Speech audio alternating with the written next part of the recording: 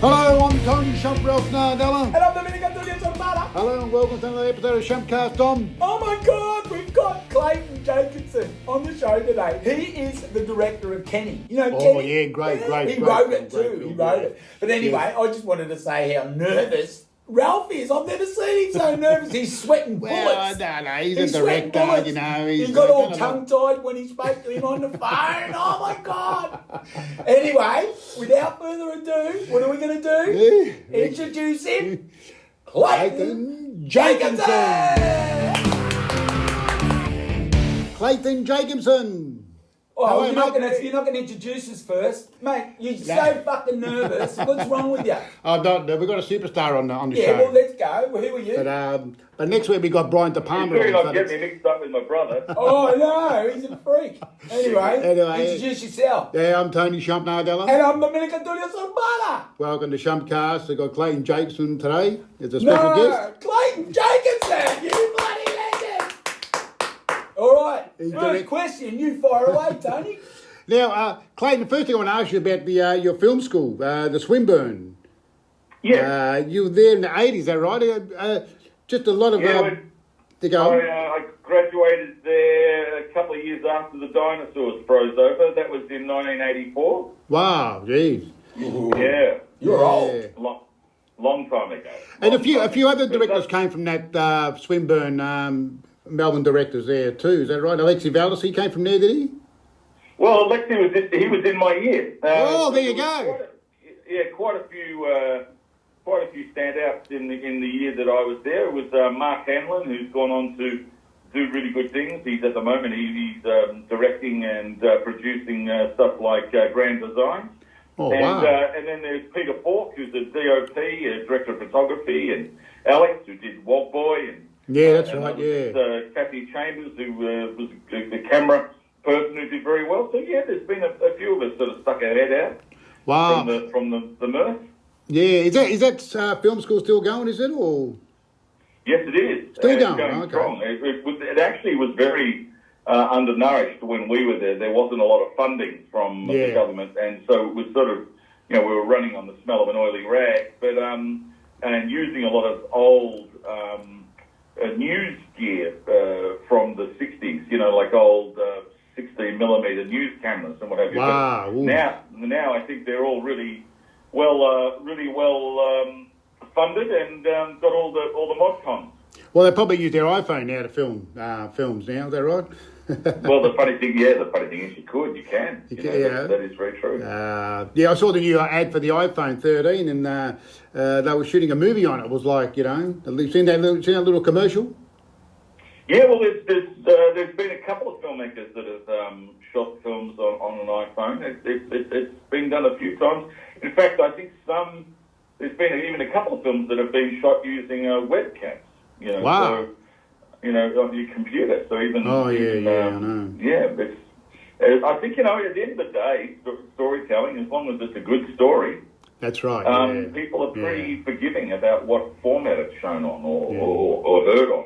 Now, if I can get a question here, Clayton, because he just loves you and he adores you. He wants to be just like you when he grows up. He thinks he's a director, but he's not. What do you mean, like fat? He wants to be fat? No, mate, I didn't say that. Come on. Oh, Anyway, right. I was told, I know you did Kenny and all that, and you won lots of stuff for that, and you wrote it and directed it and all that, but I got told there was this movie or this thing written about you and your brother called Brother's Nest. Is that true? Yes, that is another film that I made not that long ago, about 2.5-3 years ago, called Brother's Nest. It wasn't...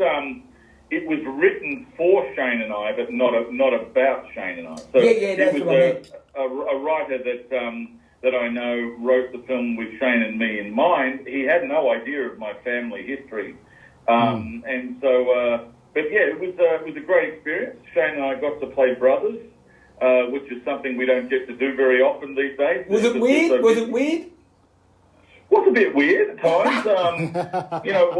There's some pretty kooky stuff in there. I mean, Kenny is very much about decency, and it's a comedy, and it's heartwarming. Yeah. And this is pretty much the other it's swinging the pendulum pretty much the other way. Wasn't it a dark comedy or something like that? It's very dark. It's really about a family where each member of the family feels they haven't really been validated by the other, and it just shows you how that can go horribly wrong if that wound is left open and gaping for too long. Yeah. And like, who are your influences? Because I heard you like the Coen brothers and a few other people. I sort of googled you today, and but who else? Big fan of the Coen brothers. I think their work is pretty consistently good, and with all the classic sort of film directors that we hear people talk about, I am a student of the '70s, so I do love. The Francis Ford Coppola's and I like some of Woody Allen's early stuff, not so much his recent stuff. But I was a big fan of some obscure stuff as well. Midnight Cowboy was one of my favourite films. Love Midnight Cowboy. Oh, great. Yeah. So John Pleasantshire, so he was talented, and people like Arthur Miller, and they did films like I don't know if you've ever seen Little Big Man, but a film like that. Yeah. I really found, I really loved some of those epic tales, like The Man Who Would Be King or Lawrence of Arabia. Yeah, great films, yes. Loving when I was younger, Hey, Clayton, can I just ask you a question? Because I didn't really watch much of Kenny, but I lied because I sort of watched it last night, but I tried to watch it really quick so I could talk to you today. Anyway, I noticed the soundtrack is the guy from the soundtrack in Kenny the same guy in the soundtrack as Brothers Nest? No. Yes. Yes, it is. Thank you. Oh, yeah. Thank you, smart. Sorry. Aye. Go on, sorry. No, it is, and it's funny. I heard one of your guests you had on not so long ago was John Favaro. Yeah, Bullfrog. John Favaro. Yeah. And I know John because you know I directed all the Bad Loves videos. Well, that's what I want to talk to you about. That was my next question. And of course John also did a bit of playing with Boom Crash Opera. Yes. This is where we come full circle. So the guy that did all the music on Kenny and all the music on Brothers Nest is Richard Pleasant. Richard Pleasant. There you go, from Boom Crash Opera. Yes. Yeah. He lives in Dalesford. That's right, yeah. So, I used to do a lot of editing and directing of music videos, and it was sort of ironic because, I put pictures to some of Richard's early music, and now he's putting music to my pictures. So it's sort of, it's nice the way it all sort of... I got told that you're in a band. Have you got a band, and what do you do? Is that true? Well, I've always had a love of music, and I was very lucky growing up. I had a father who was a drummer, and so I think he imparted a lot of his love of music on me. And so, I started off as a drummer, and then when I moved out of home, I moved into a flat, and, as you know, it's very hard to play drums in a flat, so I migrated to guitar. And anyway, long story short, when we came out to live out in the hills, which is, we live near Whittlesea, I ended up being introduced to sort of a lot of old-timey music, bluegrass. And so I got into a bit of the double bass. Oh, nice. And so I'm in a band called the Duck Down Pickers, and we play a lot of old-timey stuff, and I hide behind the big double bass there, and it's great fun. I love it. So you play a double bass. Bass player. Yeah. Hard to play double bass. Very hard to play. Bullfrog plays a double bass. Yeah, well, he doesn't really play. He just sits in the room in the corner. Does. Anyway, sorry, Clayton. Anyway, Now, Clayton, going back to the Bad Loves, you did quite a few videos. You did Holy Roadside. You did was it Green Limousine? What's the other one? Green Limousine, yeah. Green Limousine. Yep. You did quite a few. How many videos did you do for the Bad Loves? It was a lot. They were a very loyal bunch. It was an interesting. I think one of the reasons, quite honestly, why I got a lot of work with them is they absolutely hated the idea of music videos. I agreed with them to a certain extent because it enforces images on music. And one of the great things about music is that it sends you away into a world where your imagination takes flight. And so I kind of agree with them. So we always worked hard to not make music videos that really were too derivative of pushing one idea or another. But we did do lots. We did Green Limousine and I Remember and Lost. Wow. We did The Wait with Jimmy Barnes. That was Oh, great. I love that We one. hung out with Jimmy for 3 days. And then I did their second album, The Holy Roadside. I literally lived with them and stayed with them for a year and a half and filmed the entire making of the second album from the early demos all the way through to the release of the album and then going on tour and followed them all the way to America where they mixed the album as well. So that was a great experience. So were they love jobs or you got paid? No, I got paid, but they were music videos and so there was never a lot of money. But again, talking about how the world comes full circle, I'm still friends with Chris DeBone, the drummer, and Michael. I haven't seen John for a while. Or Iris, for that matter, who John replaced for a while. But I believe Iris is back with Michael playing with the band. But my son actually directed the last music video for The Bad Love. So that was kind Really? of nice. Your son, he's a director, is he? How old's your son? He's 25. Wow, he can direct some of our videos, some of our skits. No, we wouldn't be able to afford him. Sorry. Yeah. Well, we need a director. You also did NXS video, did you? Or I did, yeah. I did a couple of NXS videos. Wow. I shot one in LA in a hangar for a film clip called Time, and that was great fun. We flew over there and I hung out with them in San Francisco while they were playing up there and hung out backstage, and then we came down to LA and we set up this enormous video shoot where we filmed the entire concert with about 13 cameras. And we were also very lucky. We hired a lot of Spielberg's crew. Oh my God! So I had a lot of his cameramen and stuff on board, and that was really a big buzz for me. It was one of my first lucky breaks, and the music video went really well. And I'll tell you one funny story. When we edited the music video together to show the band, I wanted to save them the trouble of rewinding the tape. So I said, look, we'll just transfer the clip, the rough cut of the clip down, twice so they can just watch it one after the other. Yeah. And anyway, when the word came back, the manager came back and he said, after much consideration, the band have decided to go with the second version. And my producer said, oh my God, what are we going to tell them? And I said, we're going to tell them we'll go with the second version. But unfortunately, the poor buggers had obviously spent quite a bit of time trying to work out which of the two versions they preferred without really knowing that they were identical in every way. So you had two the same. Yeah. Good story, true story. Hey, can I just jump in there? Hey, were you in Animal Kingdom? I was? Oh my God, which one, the Australian or the American one? Well, I wish I was in the American one because they would have paid a lot more. But oh my God, yes, because I love them both. I was in the Aussie movie, so I played the stepfather. Gus Emery, yeah? Gus Emery. Yeah. So it was that was great. David Michaud, who's the director, is a good mate of mine. We went to acting class together and we hung out for a long while when he was living in Melbourne. And he's actually in Kenny. David, who directed.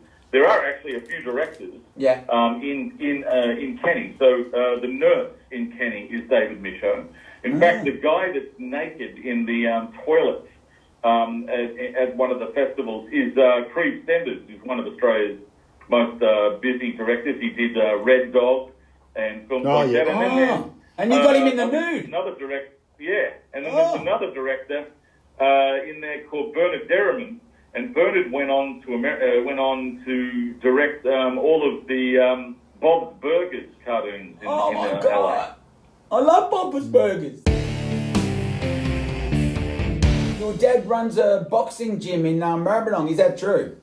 That's absolutely correct. He's been running that gym for, well over 60 years now, I think. His dad's 86. 60 years? And he doesn't get in the ring anymore, but he does go down there and it is his gym, and but he was hitting the bags and getting in the ring, as early as 3 years ago. He's had a couple of hip replacements since then, so he's had to take it a bit easy. So what, did you and your brothers all jump in the ring? Were you professional boxers? Why? No, we weren't professional, but I certainly, a good mate of mine and I loved it when we were younger. So there were, I guess from the age of about 14 to 19, I did quite a lot of boxing sparring, and we'd get in the ring together and like a lot of mates have a good giggle about it later on. But I never wanted to do anything professionally, and I can handle myself in the ring, but I would never put myself in a tournament or anything like that. I have been to a couple of those, and they're bloody. They're I've gone with Dad. I've actually filmed. I've got a little short film called The Trainer, where I filmed Dad taking a couple of his boys to a couple of matches, and yeah, my God, they can be very bloody affairs. Hey, so is there anything you haven't done? I mean, you're a boxer, you're a director, you're an actor, you're a singer, you're a bloody in a band. Is there anything? Editor. Is there anything you want to do that you haven't done yet? Yeah, ballet, but I don't look that good. Ballet, I used to do ballet. Hey, you look good in the tutu. Ballet, ballet. Yeah, I think I need a 4-4. Or a 5-5, yeah. And you also acted in, I know you do a bit of acting, but you acted in one of my favourite Australian films. He died with falafel in his hand. Who? Oh, right, well, Yeah, that was a long time ago. Yeah. That was for Richard Lowenstein, and I played the Repo Man. Repo Man, and that was great fun. It was. I remember that. It was one of the first decent roles that any of my mates. I'm very lucky. I've got a lot of director friends that put me in their films, and I guess I'm cheap talent. I don't know, but I have been lucky to. Sometimes the last one that I did was with Paul Hogan, and it was just it's just great. Paul Hogan, what did you do with him? With Dean Murphy. Yes, that's right. With wonderful Dean, and The actor, director, sorry. An absolute gentleman, and it was great fun. And but no, I really enjoyed being in Falafel when they came out. That was some time ago now. But I enjoy acting. It's not unlike my brother. My brother lives for it. I enjoy it, but it's I much prefer being behind the camera than in front of it. But I think having a foot in both sides hopefully makes me a better director, I hope. Oh, for sure. The Brothers' Nest, I'm going to go back to that. I got told, how normally when you shoot a movie, because you're a champion director, this is a two-pronged question. Like, you shot that in sequence, didn't you? So it was just one after the other and like the way it was supposed to be done, yeah? I mean, you didn't go all over the place. Yeah, well, films are usually shot out of order. Yeah.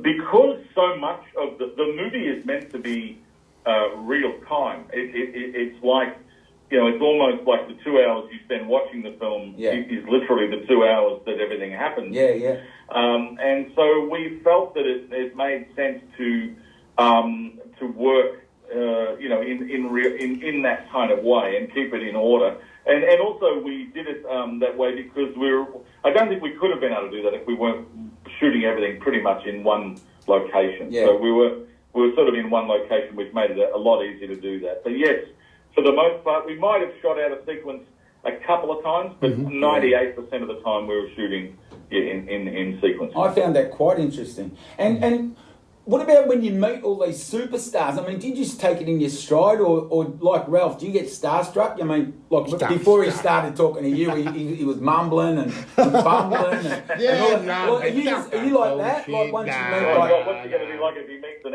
actual star? No, well, you are a star. Come on.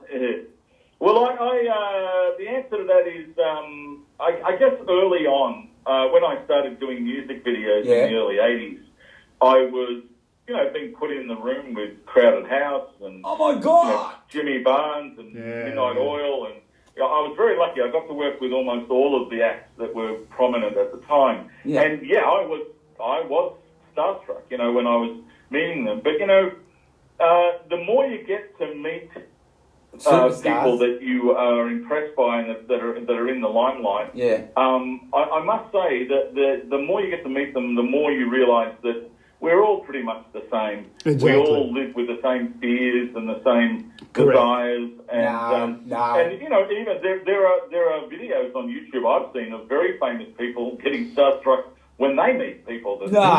Who? Who? So well, people like what was the one I was watching the other day was Julia Roberts. Yeah. Getting very weirded out because she was near the singer Stefan. What's her name? I've got to remember her surname. I don't remember her surname, but it was a singer that she Yeah? and she was actually embarrassed to meet her. So Oh my God! And she's a world acclaimed actress, superstar. I know, but that's the thing. You see, we all have. I mean, I used to get nervous around my uncle.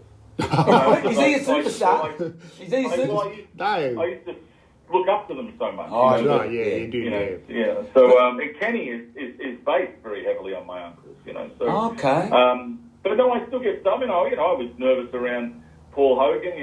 He's a huge influence on me. I had the good fortune of getting to meet Jerry Lewis once. Jerry Lewis! I love Jerry Lewis! Really? Did you get starstruck? I loved it. I was. He was. I grew up mimicking a lot of his stuff. I love. Oh yeah, we all watch his movies. Anyway, sorry. Yeah. There it is. Yeah. You got it. Thank you. Wow. How long ago was that when you met him? Yeah, when did you meet Jerry? Well, we're invited to a ball that he was at here, but I also spoke to him in Vegas. Oh my God! I saw him in the mid '80s with Sammy Davis Jr. Sammy Davis Jr. Yeah, I love him. I didn't meet Sammy, but I did meet Jerry. But he was. I was trying to see if I could get. I'd heard rumours that he was doing a sequel to the Nutty Professor, and I was trying to see if I could get on the set. Yeah. Oh, and, really? And what unfortunately he at the time had decided not to direct it himself, and that they were putting it on hold. And of course, as we know, it ended up being made by Eddie Murphy. Yeah. Hey, did you look at Sammy Davis Jr.'s glass eye? Did you try and work out which eye was glass and which one wasn't? No, I actually had never. I've never been never got to meet Sammy, but what a great star! I very went talented. and saw him here when he was here with Sinatra and. No! That was a great. What a great. Did you see that live? Yeah, it was fantastic. Yeah, it was. Oh my God, Sinatra! He was a very. I had a good friend who was good friends with Sammy, and they would always throw parties for him. And apparently, he was just the salt of the earth. He really was a lovely fellow. Did you go to any of them parties? No, I have got one story that I still to this day it kills me to sort of say it. But give us it. This one particular friend of mine. When he used to put on parties for Sammy Davis, and so when Sammy came out here with Sinatra and Liza, and I think it was Liza Minnelli as well. Liza Minnelli, Judy Garland's daughter. I know. So we're going to put on a big party for them, and they invited me along, and they said, "Look, it's going to be next Wednesday. Oh, it'll be at the Hyatt. We'll have dinner and keep the night free." So I sat there on the Wednesday waiting and waiting and waiting, and it got to like 9:30 at night. Yeah. And there was no call, nothing at all. And this was before mobile phones, and I went, "Oh, bugger it, they're obviously not going to do it." And so I went and saw a movie. And then when I came home, there was an answering machine. No! That, meet us at the Hyatt, it's on, we're going to meet for dinner at 10. And so I missed out on... Oh, my God! Did you kick yourself really hard? I did, but then I found out that they did on that particular evening. It was a bit of a frosty dinner because apparently the night before Sammy had said to Sinatra, "I'm not going to do anything tonight. I'm going to lay low." And then Sinatra said, "I'm thinking the same." But unbeknownst to both of them, they had arranged a separate party of their own, and they told the Hyatt about this, and the Hyatt assumed that they were together and put them in the one room. So they both lied to each other about not having a party, and all of their guests and the two of them rocked up at the same location. No! They had lied to each other. So the night that I was due to meet them, they were having another dinner, but it was a little bit frosty. Apparently. Oh no, mate! Yeah. Imagine the stories you could have told. Well, I just did tell one. Yeah, but I mean, if you had gone there too. Yeah, that's right. If I had gone there, I could have given you more detail. You would have gone into the toilets with them and all that. You know what they do? I don't know what they do. That's right. Clay, I just want to ask you about what you're working on now, the dream screen. The what? Yes, well, I've got a COVID. It's had a big effect on all of us, of course. And when that hit, I thought, oh, God, that'll be my film career gone for a while. And it was certainly looking that way. And then I thought, well, if we can't travel, how are we going to do this stuff? And I've been playing around with this virtual production technology for a few years, and no one had really taken it that seriously. And then, of course, The Mandalorian hit and was made very much with this technology, and everyone suddenly got very excited, and I went, okay, now is the time. Yeah. So I put together a virtual production studio. We've worked on a number of projects already. We did the ABC show called The Fires, and we worked on La Brea for Universal, and we've done a number of commercials, and we just finished working on another TV show that hasn't come out yet. And it's great. It's basically LED technology. It's, you know, you're working with giant televisions, basically. You put actors in front of them, and you put, you know, a world behind them. And if you film it in the right way, it looks like they're actually at that location. So it's like a massive green screen. It is, except you're not having to put that background in later on. That's right, It's done live in front of the camera. It looks very real.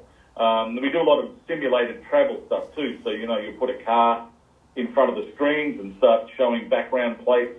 And, you know, it really, and you can see all the backgrounds reflected in the car's bodywork, and it looks very real. And you can save productions an enormous amount of money and effort. They're not having to get big police escorts, and, you know, they don't have to work in the rain. And, you know, if you've got small children or what have you, you know, you're not putting them in danger because you're in a studio. So, yeah, it's a great, it's a great technology, and I think it's going to be around for a while. So it's all that James Bond stuff, that's all done like that, is it? And they, Mission Impossible, that's all, you know, jumping off buildings? I think films will always use, you know, green screen technology off and on, but this is very much starting to get the attention of most of the producers around town, and it is a great way of working because you see the results right there in front of you. You know, the actor isn't just staring at a big green sheet, imagining, they're seeing the very thing that they're meant to be emoting to. So it makes the performances that little bit more believable. Where do you get the time? I mean, like, do you get more than 24 hours in a day? Like, when do you get to do all this stuff? Like, have you got a manager that says, now, for 8 o'clock you do that, 9 o'clock, is it all set out for you? Well, sadly, I've always been driven to do things. It does sound like I've done a lot, and I guess I probably have. Well, you have. There's a lot of things I haven't done. Like when I was younger, ballet. I was very well. That's right. I was very determined to fit a lot in, and of course, what you end up sacrificing a lot. So I might not have been at the pub as much as most of my mates were, or I might not have been going to the movies as much. I have worked. It is fair to say that I do very long hours. I usually get up at about 5:30, 6 in the morning. I'm usually at the office by 7. Shit. And because then I can get a couple of good hours in answering emails without distraction, and then I'm usually working till 10 o'clock at night, and then on the weekends I certainly do everything in my power to hand my time over to my family so that they can at least get to see me. But it is hard work, but I love it. I wouldn't do it if I didn't enjoy it. You are driven, bloody hell. Are you driven? And what are you working on now, Clayton? Anything coming up? Like, are you doing any feature film or a TV show or anything? Well, the sad thing about feature films, they take forever to bloody make. And they, in the last 15 years, I've written, I think, maybe 5 or 6 of them. And some of them are like a couple of sci-fi films that require big budgets, and a couple of them are fairly easy to make. Yeah. So the good news, I have been working on a low-budget feature film with the band, the Melbourne Ska Orchestra, with Nicky Boomba. And that's been very exciting. So, but that's still probably another year away from being released, because we were making that film while they were all on tour, which of course is harder and harder to do now. There is a project that I'm very excited about, which I'm hoping will happen soon. It's a feature film. It's an animated film. Yeah. But for the next year, my hands are pretty well full with green screen, trying to get that up and running, and we're opening a couple of others. We're trying to open up one in the Gold Coast and one down in Geelong as well. So I'm pretty busy with that at the moment, and loving it. You know, it's hopefully this COVID thing will start to sort itself out in the next couple of years, and we might all get to travel again. Because I was due to make a film when COVID started. Yeah, I had a film set up with Guy Pearce, and we were about to go off to Bulgaria to shoot it. Bulgaria? Yeah, well, they've got, I don't know if you've heard, but they have a couple of very smart, rich young guys have built in Bulgaria a backlot that is very much like the backlots you see in LA. So they have a four blocks of Harlem built, 4 stories high. Yeah. They have 4 blocks of LA, 4 blocks of London, 4 blocks of Rome. They even have a miniature version of the Colosseum. Oh my God! And it's just a lot of movies that you would not expect have been shot there. We had Ben Kingsley on board. Wow. Ben Kingsley! One of my favourite actors. Well, but Marvel Comics came along and took him from us. What? But it was interesting. One of the reasons why we were able to get Ben is that he had been. He had actually shot quite a few films in Bulgaria and loved it over there. So it is a very popular sort of spot for make a good mate of mine, Patrick Hughes, has done the Bodyguard films. Yeah. And they have been shot there as well. So we were due to go there, and then of course COVID killed that. But I hope that we get to a place where we can maybe go back and do that, because it was, apart from it being a film that I really love. Yeah. I was looking forward to shooting something in a foreign country. That would have been interesting. Hey, if you need a couple of Shumps, we'll work for a pine sauce. That's it. Yeah. Okay, good. Gotcha. Yeah, you don't have to pay us, just give us a pie. Yeah, no, fair enough. Sweet. That's almost better than what I get. Come on, mate, you get a lot more than that. So Clayton, I got a script there. I don't know if you know. I was he's auditioning, mate. I used to work for Beat Magazine. Remember Beat Magazine? I do remember Beat Magazine. With Rob Thurston. I used to beat it all the time. Yeah, I used to be their debt collector. Oh, yeah. So I've written a pilot there, and I just finished it actually. I'm doing another draft, so about my days of debt collecting, and so I can send it to you and have a look at it, or do I put it in the shredder? Put in the colourful stuff, I imagine. Yeah. You're not that debt collector that I've heard stories about, eh? There's a debt collector that in the western suburbs. I don't know his name. Yeah. But he rides around on a bicycle. He doesn't have a car license. Yeah. And if he knocks on your door, you better hide. Yeah. No. Wrong bloke. Not me. No. Not me. My daughter stands up over him. So yeah. Now when I finish it, when I'm happy that I'll send it to you. All right. You can have a look at it. Oh, all right. Have a read. Who do you want to play you? The debt collector. I play myself. Listen to you. You don't want a famous actor to play you? No, I'm like Sylvester Stallone, mate. Either I do it or no one else does it. Now, Clayton, we've taken up too much of your time. Mate. You are a bloody legend. The only superstar that will just talk for as long as we require. We can talk all day. Yeah, I know. We can talk all day here. We'll do it every Friday, okay? Yeah, can we catch up every Friday? Every Friday. Sounds fair enough. You're a legend, mate. The Clayton Jacobson Shumps podcast. Yes. Well, what about we give him a big hand? Big round of applause. Because, unless we got one more... Can we ask you one more question, Clay? Of course. All right, go on, you shoot, because he loves you, Clay. I love you too, but he gets all Go on, give it to him. Go on. What is your favourite film of all time? Oh, my God. You can watch every week. Anything. Well, that's a hard one, because, I don't know if it's the same with you, but films that I love are not necessarily... It's often based on the mood that you're in, what's the mood that I'm in to watch?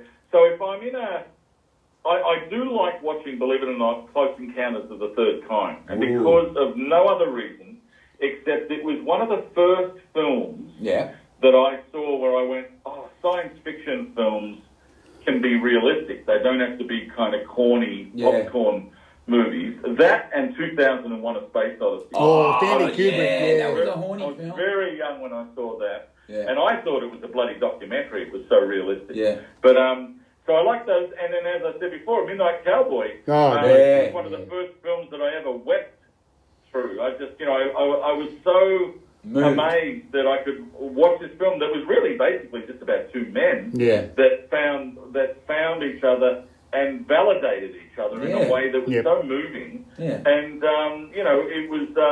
it was made by a gay director, but it certainly wasn't really a film that you would label as a gay movie. Wasn't Brokeback Mountain. But it was a film that was absolutely about the strength and value of validating strangers and being kind. Yeah. And also about lost dreams. The cowboy going to the big city with these amazing dreams and then they're being shattered. It's actually quite an interesting film about how difficult it is to succeed in America and how cutthroat it really is over there. So I was 15 when I saw it. And a boy from the western suburbs. I was sitting there going, "What the hell is this movie?" It's really quite fascinating. Yeah. It's unlike anything else I've ever seen. Well, Clayton, we're going to end it on that note because if you can be anything in this world, what would you want to be? You'd want to be kind, yeah? We want to treat people the way that we want to be treated. And that was a great way to end it, Clayton. You are a bloody legend, and we just want to give you a big round of applause because you've been our favourite guest so far. Here we go. There's Clayton Jacobson, ladies and gentlemen. What a bloody legend. So do you want to say anything before you go, buddy?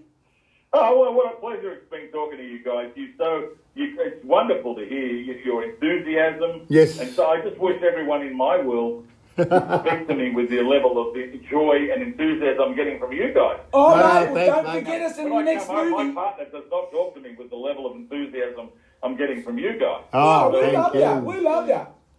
Yeah, well, good on you. Thank you so much. No worries. Thank you, Clayton. For inviting me on board your show. I really appreciate it. Mate, no worries, mate. All right. A big hand. Speak to you soon. Thanks, Clayton. Thanks, Clayton. We'll call you back. You're a legend.